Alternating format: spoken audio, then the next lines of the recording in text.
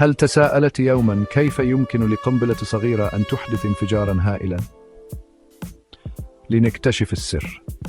تعتمد القنبلة الذرية في جوهرها على انشطار الذرات.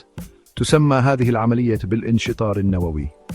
تخيل أنك تحطم ذرة ثقيلة مثل اليورانيوم أو البلوتونيوم إلى قطع أصغر.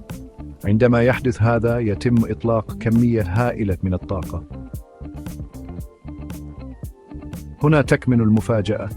انشطار ذرة واحدة فقط يمكن أن يسبب تفاعلا متسلسلا، مما يؤدي إلى انشطار المزيد والمزيد من الذرات. هذا الانفجار الهائل هو ما يؤدي إلى ذلك الانفجار الضخم الذي نربطه بالقنابل الذرية. الآن لماذا يطلق كل هذه الطاقة؟ ذلك لأن الروابط التي تمسك الذرة معا قوية بشكل لا يصدق. كسر هذه الروابط يطلق الطاقة المخزنة داخلها.